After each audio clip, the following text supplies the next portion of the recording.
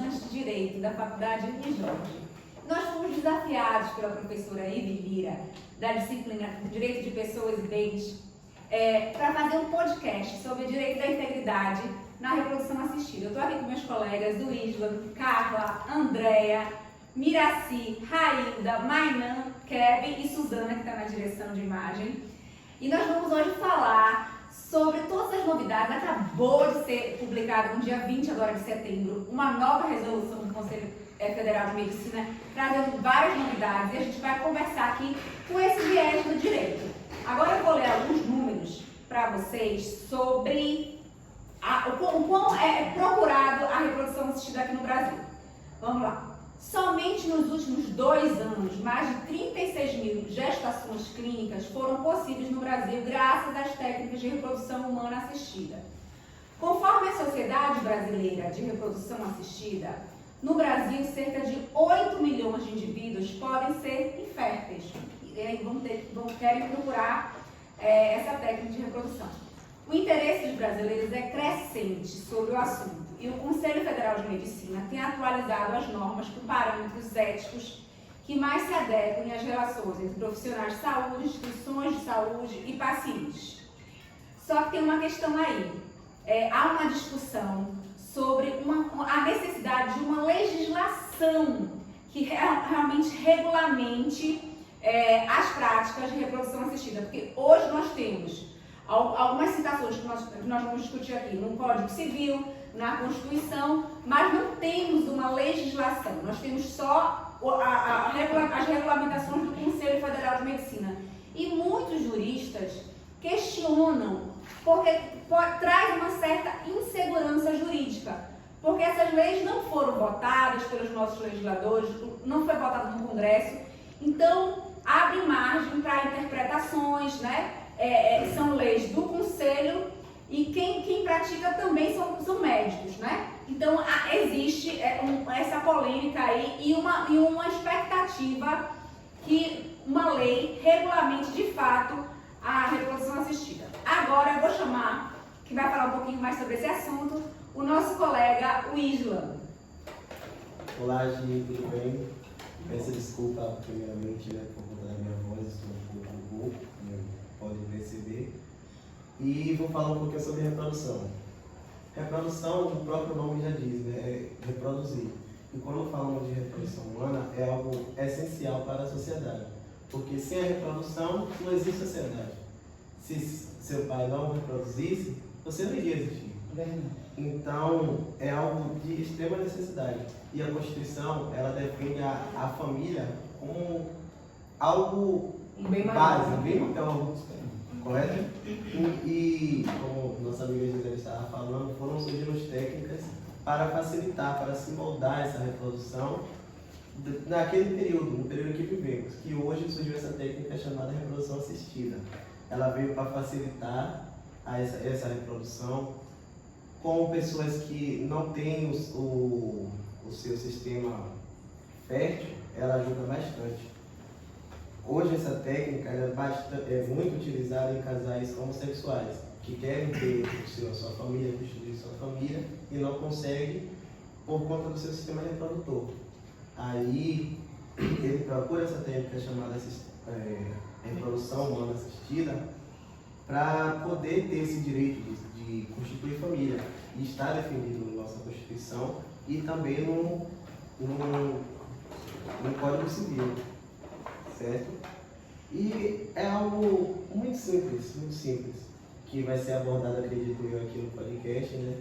Nossa amiga Mainan deve falar um pouco mais sobre isso, nossa amiga Raíla também vai ajudar ela com isso. E é isso, reprodução é basicamente isso. Na escola já aprendemos, né? A gente vai falar mais, mas é interessante que a reprodução assistida possibilitou também novos formatos familiares, né? Lógico que tem adoção, mas hoje se você quiser ter um filho seu geneticamente, você pode, mesmo sendo um casal homoafetivo. Isso foi uma conquista de direito também, né? Conquista da família, sem ser daquela maneira tradicional. Na verdade, os avanços da medicina veio para ajudar pessoas que têm problema na questão de fertilidade, tanto na mulher como no homem. E isso veio para somar com a sociedade, porque querendo uma sociedade composta por pessoas. E todos têm direito a ter suas famílias. Então, eu acredito que a ciência está aí para nos ajudar. Eu vou pedir só uma coisinha para os colegas. Olhem para a câmera, você olha para mim, tá certo? Perfeito. Vamos lá, Mainã, agora fale aí um pouquinho pra gente sobre os perfis das pessoas que recorrem a esse procedimento. Boa noite, Gi. Boa noite a Boa todos. noite. Em grande maioria, as pessoas que recorrem a esses procedimentos são casais que são inférteis, têm problemas de reprodução natural, são casais homossexuais, mulheres solteiras e... Não, ninguém errou, todo mundo aqui tá aprendendo, vamos lá. Mulheres solteiras também tem muita questão do segundo casamento, né, Mainã? Isso. Mulheres que hoje em dia falam do segundo casamento, já estão com a idade mais E avançada. mulheres com a idade um pouco mais avançada, que deixaram para ter seus filhos mais tardiamente. No ano de 2016, o percentual de mulheres abaixo de 34 anos que procuraram a fertilização, a reprodução humana assistida, caiu para 28%, enquanto o das mulheres acima de 40 anos subiu 14,9%. E tem uma questão hoje, né, também, que as mulheres às vezes estão no mercado profissional, às vezes vão adiando, fazem a graduação, depois a pós-graduação, mestrado, doutorado, e vai deixando para depois, né? E há muito também a questão do segundo relacionamento. E depois a gente vai falar mais sobre isso, que vai entrar, nós vamos entrar na questão dos embriões.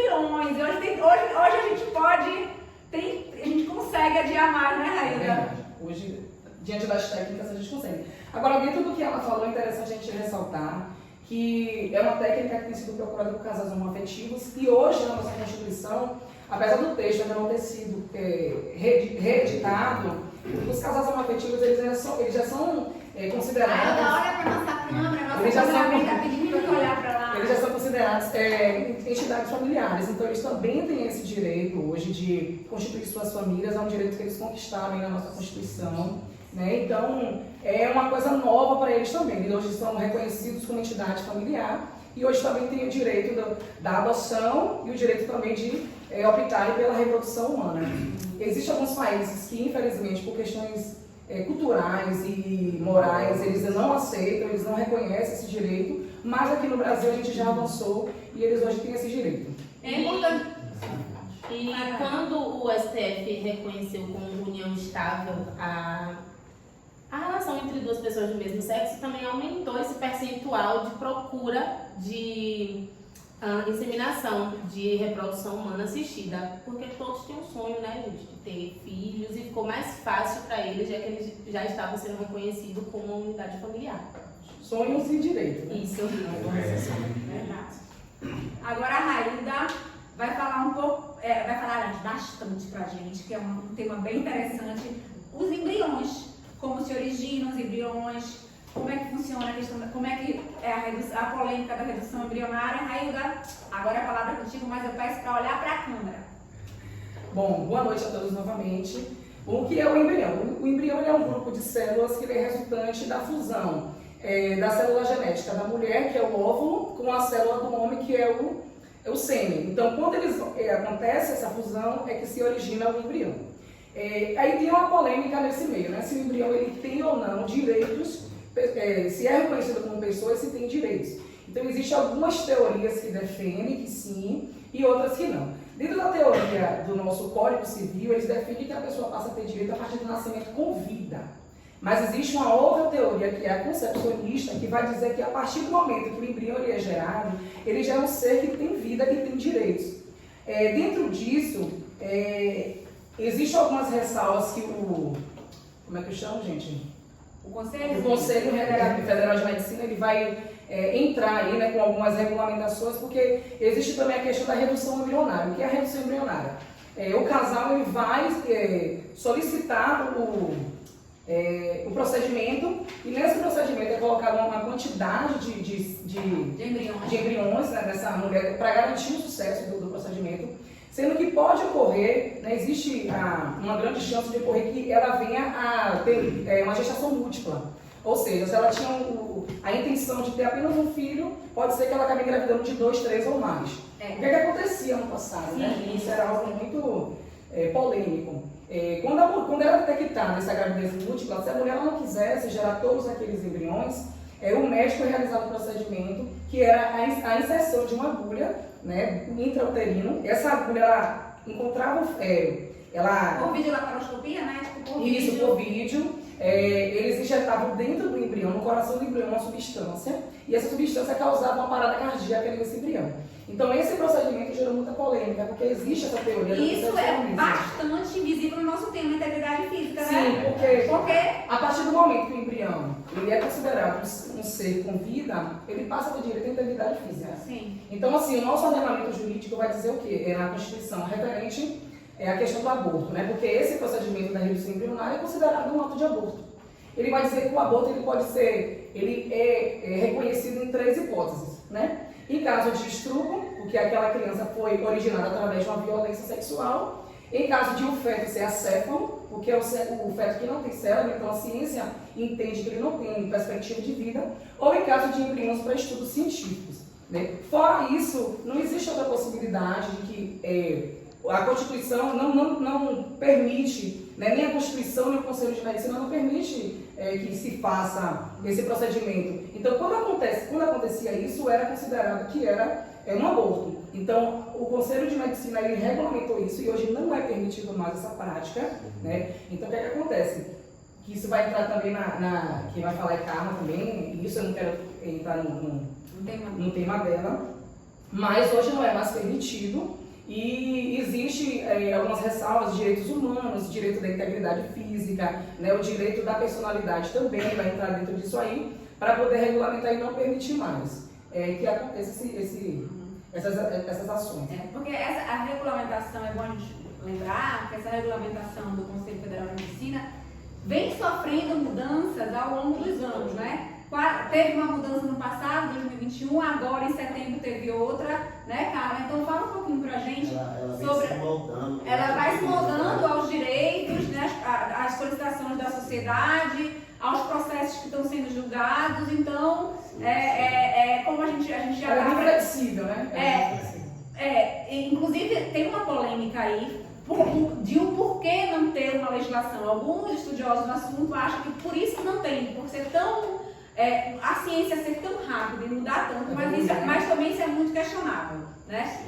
A Carla vai falar agora sobre a questão dos embriões, mas os embriões excedentes, né? Isso. Boa noite, gente. Os embriões excedentes, eles são aqueles embriões que não foram utilizados no processo de fertilização, tá? Eles são aqueles embriões que não foram implantados no útero da paciente. Qual o destino que é dado para esses embriões? É importante ressaltar que não pode haver, em hipótese alguma, um caráter lucrativo ou comercial para isso. Isso é proibido, verdade? Aqui no Brasil é proibido. A gente sabe que em outros países, Estados Unidos, já está, né? É liberado, mas aqui no Brasil isso é proibido. É importante a gente destacar isso, tá? E qual o destino que a gente pode dar para esses embriões? A gente pode fazer a doação desses embriões, né? Com autorização expressa dos genitores, né? E descartar. Esses embriões também serem descartados também por vontade expressa dos pacientes, tá? A cada dia se discute ainda mais os direitos fundamentais do embrião excedentário, tá? Nós entendemos que para uma melhor solução desse caso seria evitar a necessidade de conservação desse embrião em quantidades, né? Alguma forma de limitar o número de óvulos para serem fecundados. Assim evitaria a obtenção de embriões excedentes. Tá? Porém, enquanto paralelo a isso, na medicina também se discute a possibilidade desses embriões serem estudados, até mesmo para fins curas científicas, né, de algumas doenças. Mas isso é muito discutido, tá, entre os juristas. Enquanto os médicos trabalham nesse sentido, né, desses embriões excedentários servir como fontes de pesquisa, a parte jurídica disso observam de perto esses avanços e buscam soluções para evitar esses abusos que a gente entende desses embriões excedentes que não são utilizados. Quando a gente fala de questão de integridade física, entra muito nesse contexto, né? O embrião, ele já é uma vida. Então, assim, tipo, por que coleta tantos embriões? Se no caso, se houver uma só para ser descartada. Mas é importante destacar que nessa nova resolução do dia 20 agora de setembro, eles tiraram a limitação. Na resolução do ano passado, de 2021, só podiam ser gerados no laboratório 8 embriões. Nessa agora, não está determinando, aliás, agora não existe mais esse limite, a decisão fica a cargo do casal, da mulher e também pela condição de saúde dessa pessoa que está se submetendo, né? Então, assim, foi uma coisa mais flexível. Por quê também? Porque às vezes a gente acha que 8 embriões são muitos, mas para quem tem dificuldade, né? Às vezes não estava limitando. Teve uma polêmica aí, teve abaixo-assinado das mulheres que estavam passando por isso. Por quê? 8 embriões em reprodução assistida, essas mulheres alegavam que era pouco. E às vezes não dava certo, tinha que pagar todo o procedimento novamente. E esse procedimento, em média, no mínimo, R$20 mil. Tá? O procedimento todo. Pode chegar até mais, né? Então agora, quem vai falar? Eu acho que é por isso que se discute tanto, é por isso que muda tanto, né? A evolução é uma em cima da outra, porque é um assunto muito discutido. Muito discutido, é muito polêmico e também muita gente está usando, né? Hoje está conseguindo acessar. Tá tendo acesso. Inclusive, é legal, nessa nossa pesquisa aqui, eu achei alguns julgamentos. Hoje já tem casos de plano de saúde bancando, conseguiu, a justiça já foi favorável. Já também teve casos que o SUS pagou. Né? É raro, mas já teve casos pedindo o princípio da dignidade humana, o direito à família que tem na Constituição, já teve julgado, né, que o SUS tinha o dever de fazer esse procedimento. Agora, quem é que eu vou chamar? Agora vai ser Andréa. Andréa vai falar sobre um tema bem atual, né? Cláudia Raia está aí, em toda a mídia, sobre a idade para a realização da fertilização. Boa noite, gente. Dentre todos os conteúdos, assuntos, né, que as colegas aqui trouxeram, vale também ressaltar em relação à idade, né, que também é algo assim muito importante. Segundo o Conselho Federal de Medicina, a idade máxima para uma mulher realizar a técnica de reprodução assistida é até 50 anos de idade, sendo que isso também vale devido também à saúde, né? A saúde da mulher, como ela pode se encontrar, porque uma mulher que tem uma saúde, assim, a gente traz hoje aqui para o Brasil, uma pessoa a partir dos seus 40 anos, já entra na menopausa, já tem pressão alta, várias coisas, né? Várias situações de saúde. Então, para uma mulher, né, hoje o Conselho Federal de Medicina afirma em relação a até 50 anos, sendo que a saúde dela estiver adequada para ela passar por esse processo. Que nós sabemos que esse processo é um processo muito que vai requerer muito da saúde, né? Agora, André, é importante também salientar que tanto pode ser para menos, né? E como para mais, como é o caso da Cláudia Raia, que tem 55 anos, né? Que hoje, dependendo, porque está dizendo aqui na regulamentação que o conselho, ele estabeleceu 50, mas o médico que vai dizer conforme a saúde, né? Como também hoje a gente podemos, né? Há poucos dias aí a gente tivemos a surpresa com a atriz Cláudia Raia com 55 anos. Né? Segundo ela não fez nenhum tipo de tratamento, né? Para poder chegar a essa situação. Na verdade, assim, ela, só para recapitular, que eu vi a entrevista do Fantástico, eu vou falar. Então, assim, ela fez uma fertilização, ela com o marido, né? Porque já o caso bem clássico, tem no Brasil, o segundo casamento, não segundo casamento o marido não era pai, queria ser, ela fez a fertilização. Até porque a gente não falou, como o nosso curso é de Direito, não é de Medicina, a gente não elencou para vocês todos os procedimentos de fertilização que são diversos, né? Mas ela fez a mais comum, que é a FIV, a fertilização in vitro.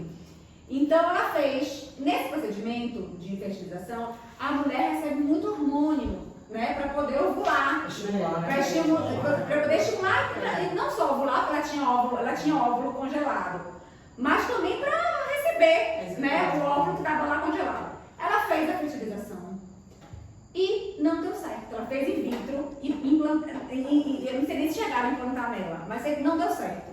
E ela seguiu a vida, segundo ela, né, segundo a reportagem que ela veio pro Fantástico.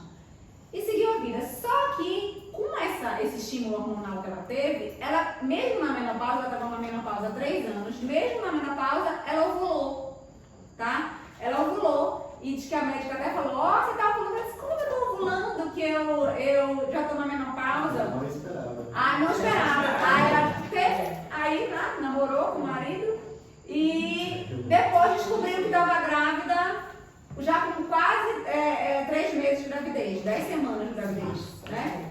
Então, né? É um tema assim, foi uma declaração muito polêmica. Porque muitas mulheres com a idade acima de 50 anos passaram a procurar as clínicas acreditando que também era possível que ela gerasse. Então, assim, os médicos, inclusive, a gente assistiu uma entrevista de uma médica especialista em reprodução humana. Ela deixou bem claro, gente, isso é um caso raro. O próprio médico da Cláudia Raia deixou bem claro.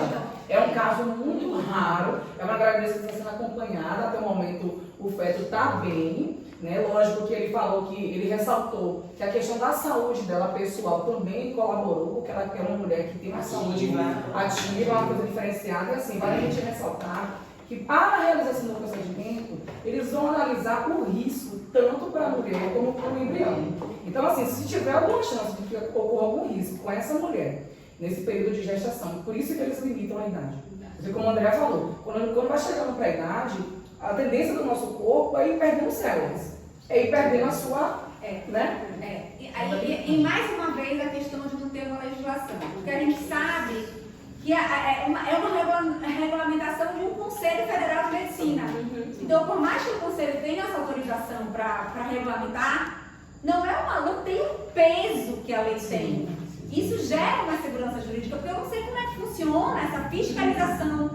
A gente está ali com a regulamentação, falando que pode, que não pode, mas a gente não sabe se naquela clínica, lógico que eles têm a fiscalização deles, mas realmente, depois dessas semanas de estudo, eu acho realmente que é um assunto que devia ser tratado de uma forma mais séria e com maior rigor, né, para não ter dúvida. Isso. E assim, se o Conselho de Medicina limita, não é simplesmente por limitar, é porque existem estudos científicos que comprovam que a mulher, quando está chegando a certa idade, tanto a mulher como o próprio homem, na questão da produção do sêmen, esse material vai perdendo a sua eficácia. Então, assim, a mulher pode acontecer um caso raro, como o da Cláudia, mas é algo que, assim, como o próprio médico dela falou, é 1 em 1 milhão. E o intuito do Conselho é garantir a integridade, isso vale te ressaltar muito isso, a integridade física da mulher, de quem está se submetendo e do embrião.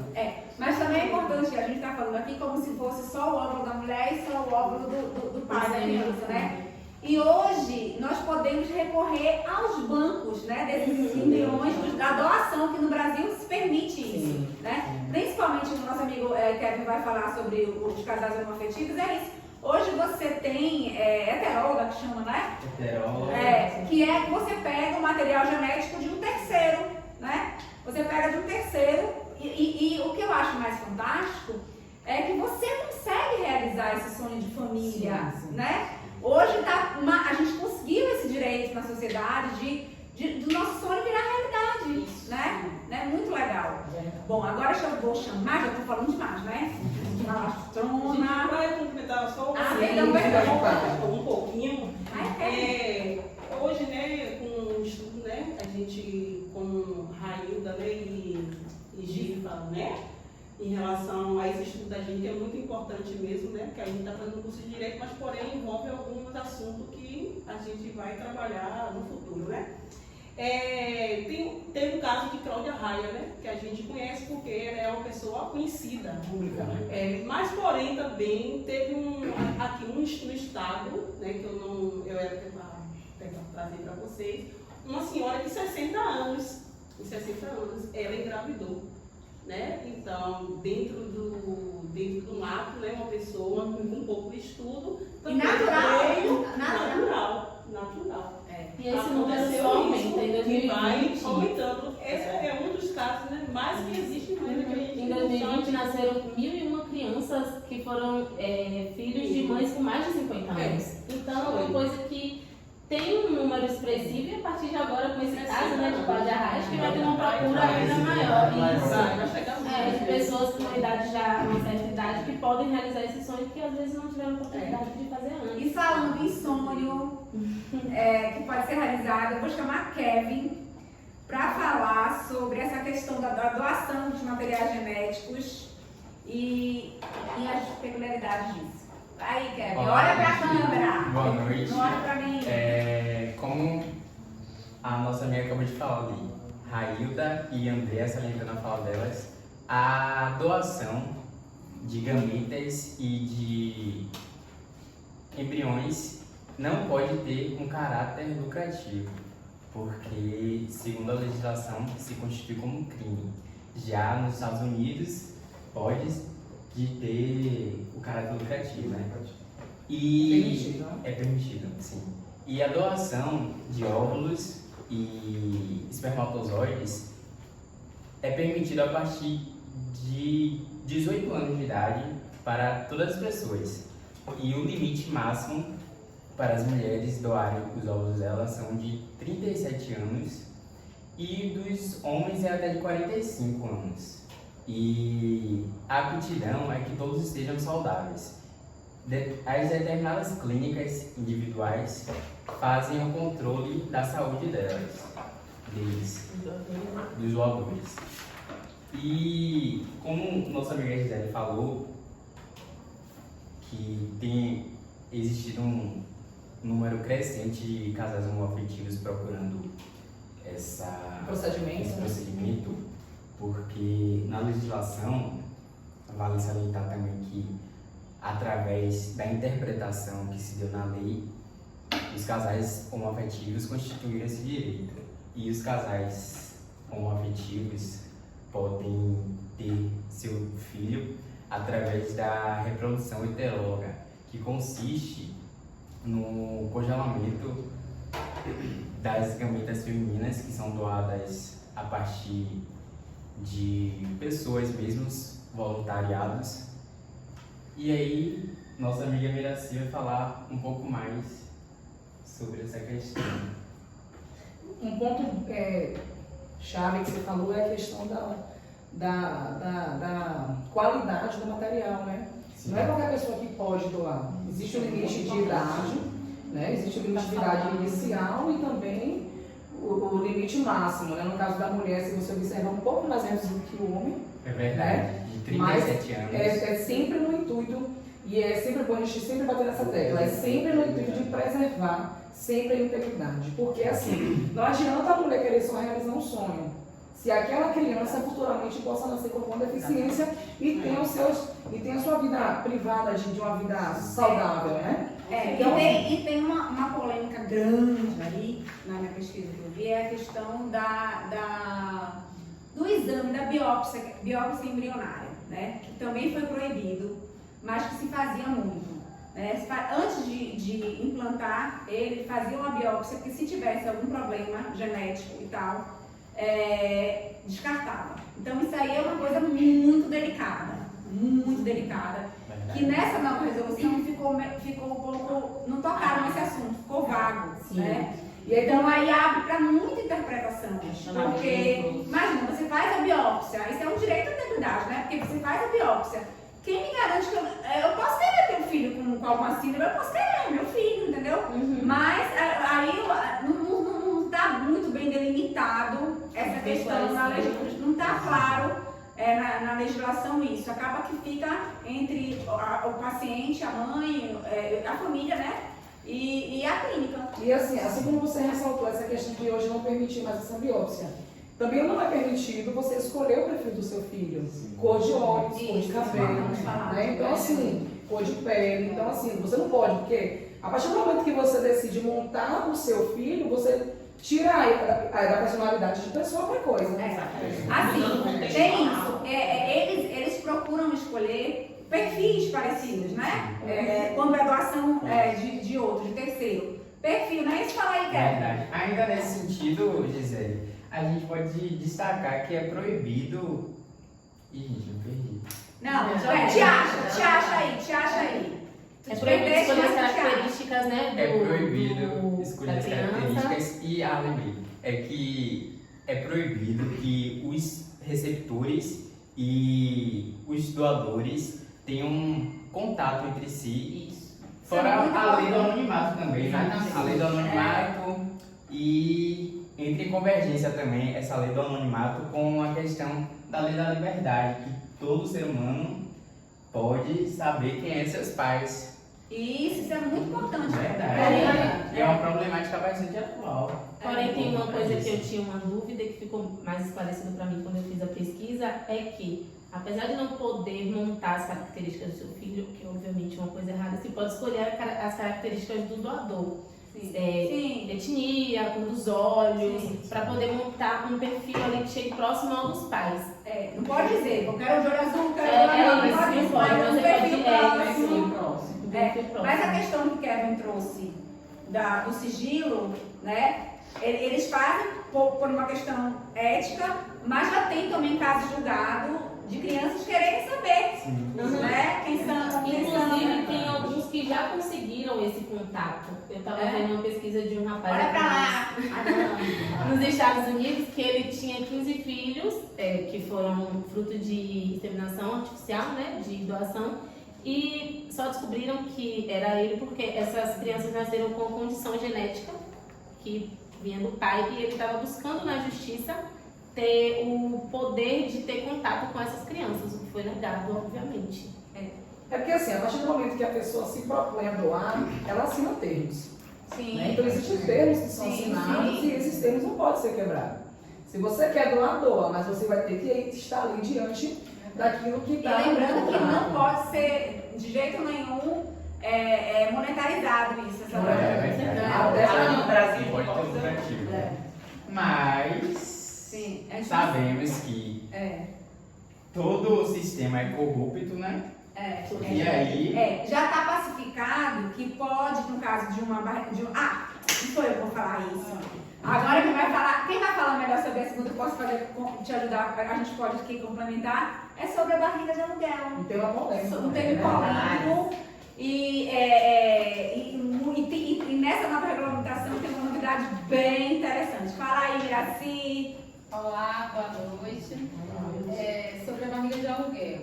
A barriga de aluguel aqui no Brasil é proibido, né? Aqui você pode ser barriga solidária, senão sem fins lucrativos.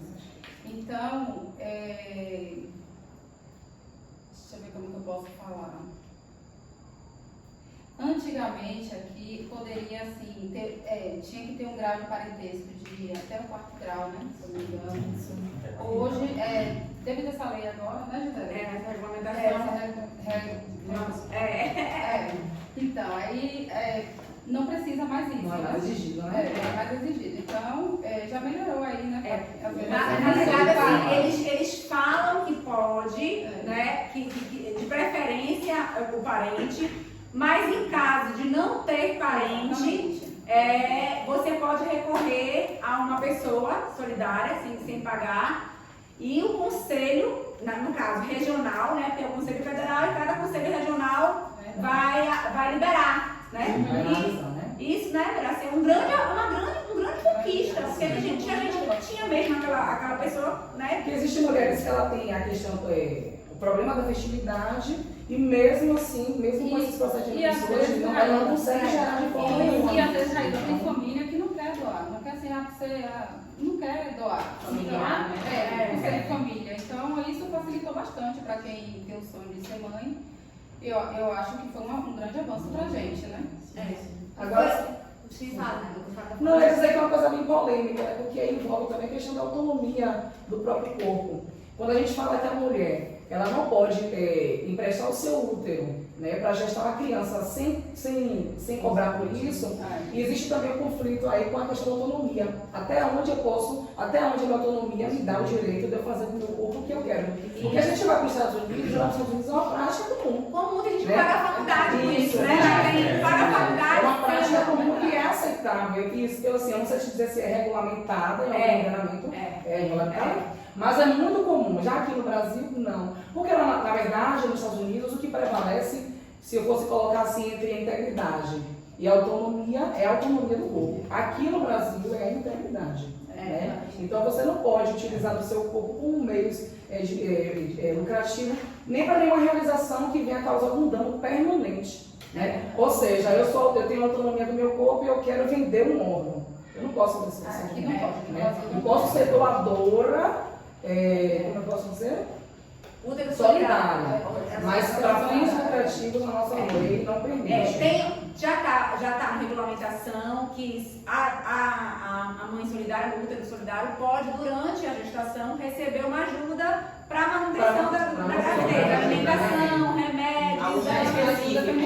Mas é bem específico essa questão para acompanhamento também. Para poder manter a gravidez, mas não como lucro, né? Como tem nos Estados Unidos. Isso não. Estados Unidos tem até filme, né? Que o povo doa a barriga para pagar a faculdade, pagar não sei o que, para dar um projeto. É muito polêmico. Mas eu acho interessante, assim, eu concordo, eu defendo, assim, opinião minha, a não permissão, porque é aquela coisa, isso é um entendimento. Quando você usa o seu útero para você gerar uma criança, uma vida, e você vende, como eu falei, aquela criança passa de pessoa para coisa. Não é um objeto. Aí como é que aquela criança lá na frente, se acabar descobrindo que ela foi fruto de uma barriga de aluguel, de uma venda, como é que ela vai se sentir? Como é que vai ficar a dignidade dela quando ela descobrir isso? Então, eu concordo que não seja permitido. E eu acho um absurdo os países se permitem. Gente, eu vou até trazer aqui um exemplo aqui, né?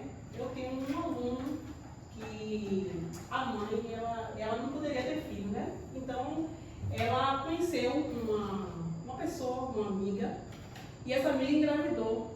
E aí essa mulher já tinha vários filhos e, porém, ela dava.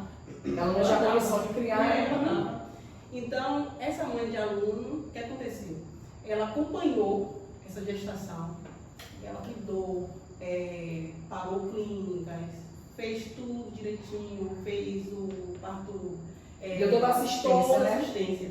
E aí, quando a criança nasceu, na maternidade mesmo, a própria mãe mesmo disse que não queria ter contato nenhum com a criança. Mas a genética Passou dela? Dela mesmo. Uma doação solidária. Foi tudo legalizado. Porém, esse modo Esse modo de doação no Brasil, eu acho que não é exatamente legalizado. Porque quando se quer doar uma criança, tem que ir para a justiça e tudo. Não, ela entra mas legalizou depois. O registro no nome dessa mãe de aluno com o esposo dela, tudo correto. Então, assim, se você for observar essa atitude dela, né?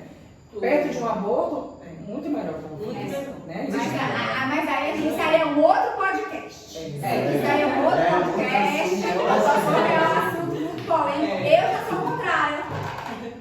Lógico que a gente é um país que tem muita dificuldade econômica, que realmente às vezes a gente mata um leão por dia para sobreviver, que a gente não sabe como é que vai ser essa questão. Mas é aquilo que a gente falou no início. É o meu corpo. Meu corpo, minhas regras. Se eu quiser ganhar dinheiro, entendeu? Eu vou nesse viés. Eu acho que sim, porque obedecendo o que tiver que ser, para preservar a minha saúde, preservar a saúde do bebê, eu posso fazer isso, entendeu?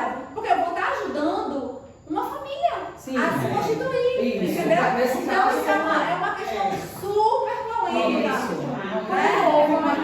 Como não houve nenhum vínculo financeiro, Lógico, isso aí realmente, como eu estava dizendo. Não, eu estou trazendo uma realidade da reprodução. Porque eu observei essa mulher, ela, consequentemente, acabou ajudando uma pessoa que tinha o sonho de ser mãe, não é isso? Ela não tinha condição de manter mais um filho. O que ela fez? Ela doou para uma pessoa que realmente, que, infelizmente, diante da sua genética e problemas de saúde, não tinha como ser mãe de forma natural. Então, totalmente dentro do que o conselho então, de pessoal, eu acho que a gente até ultrapassou o tempo estabelecido.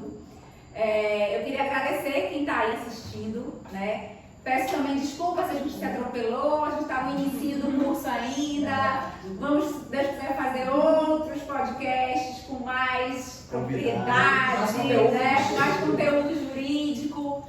Mas o que é importante, que a gente estudou esse assunto, nós nos dedicamos, é um assunto super complexo, que envolve muitos direitos, né? E que, infelizmente, não tem ainda uma legislação, tem projetos de lei engavetados de biossegurança, de bioética, mas que não estão aí na pauta para ser votado, né? Ninguém sabe com o novo governo se isso vai acontecer, e nem se tem vontade política para isso. Mas acho interessante, né? Abriu a nossa cabeça, não foi, colega? Sobre o assunto, né? Abriu muito. Aprendemos muito, né? Aprendemos ainda, até o final do curso, muito mais ainda. Então, eu queria agradecer a presença de todos vocês que estão aí do outro lado assistindo a gente e dando essa força. Tá certo? Obrigada! Tchau!